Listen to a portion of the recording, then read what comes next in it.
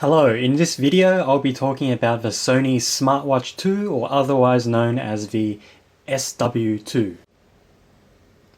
So taking a quick look at the watch, as you can see I've got a custom band attached to it. It's a standard 24mm band you can find pretty much any watch shop.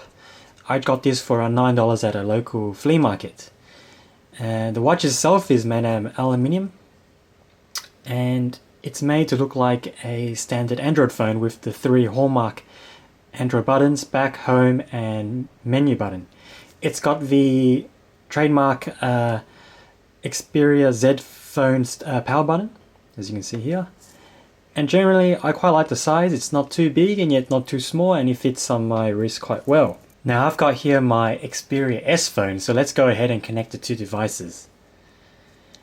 Now, the Sony Smartwatch 2 relies on Sony's Smart Connect app, and everything is controlled via this app, including custom applications you might want to expand on the Smartwatch 2, or just some general fiddling around the settings. As you can see, I've got some apps pre-installed. Now I've turned on my Bluetooth, so let's go ahead and connect the devices.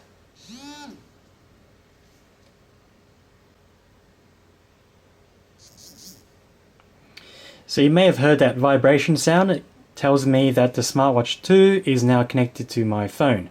Now what makes this Smartwatch 2 so special is it uses a transflective LCD screen, which means the LCD screen is always on, but the backlight doesn't have to be on.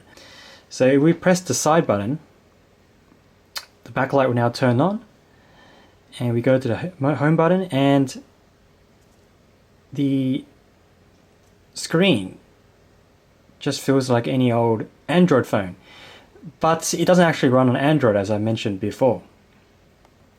You have a few options which you can change around: turn on or turn off Bluetooth, turn on if you want it to vibrate or not, how bright the screen is, and what type of watch face you'd like.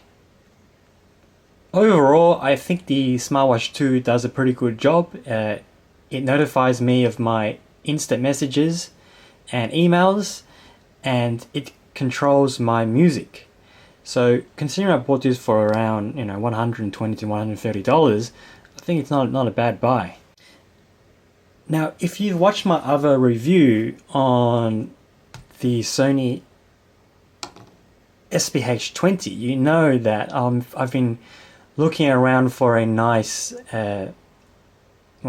music controlling device, but the problem I had with the SBH-20 is that once I Bluetooth connected to my phone, all the music channel is directed into the SBH-20 to get to controls like volume and also the pause play button. If I plug my earphones into my phone and then try to use the controls, volume doesn't work because the volume's directed at the inbuilt amplifier inside, and also the pause play buttons don't work as they should, which is a real bummer considering how fair price for SBH-20 is and how small and compact it is. So I had a look at the Smartwatch 2. So let's go have a look at how well it does.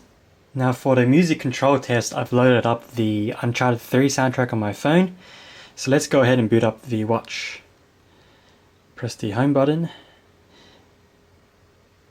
Now I've installed an application found on the Google Play Store called Media Control Extension by Lex, and it's just some simple media control buttons.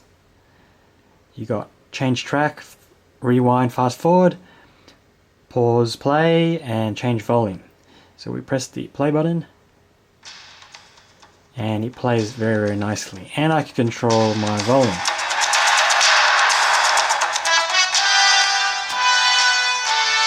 Change track works as it should.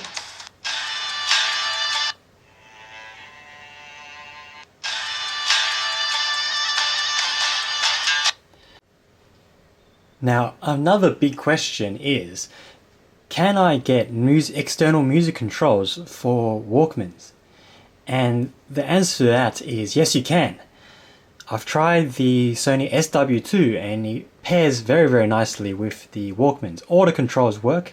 I use the media control extension app that I introduced before, and all the controls work. Volume, pause play, rewind, and next track and backtrack all works fine. So I'm very, very delighted with the Smartwatch 2.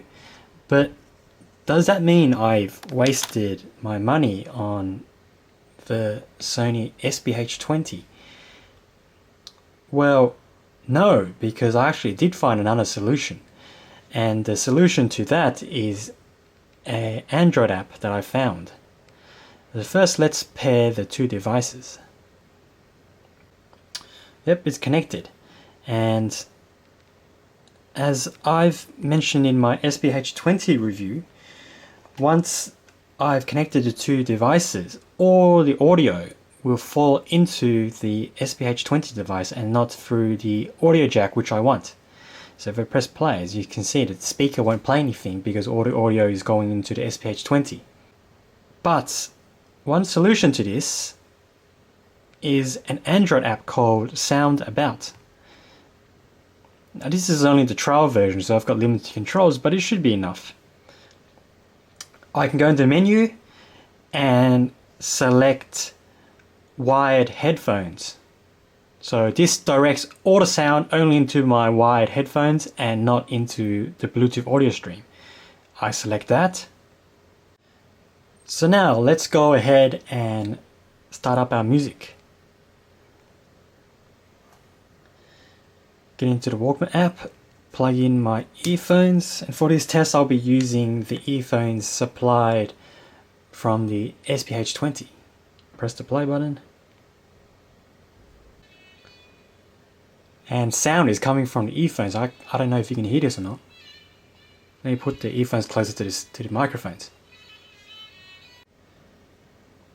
So we've got the device now playing music from the headphone jack and not the SBH-20. But the SBH-20 controls still work.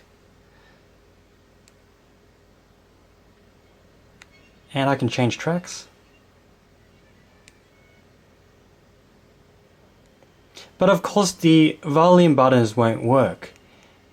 This is because the volume buttons are directed to the onboard amp and not the actual volume on your device. But nonetheless, the controls work as they should. I can pause play, change track. So it's not a complete waste of money. But still, I think my Sony SW2 is a bit better because it also tells the time. So that's the Sony Smartwatch 2. I think it's a very, very good product because it does what I needed to do, and that is give me reliable music controls. And it's also quite fairly priced considering it's dropped down to very, very, very affordable levels. And also we have the SBH-20. Hopefully I've showed you some new tricks and ways to get good music controls at a fair price, and hopefully this video has been very helpful to you. So thank you for watching and look out for my next video.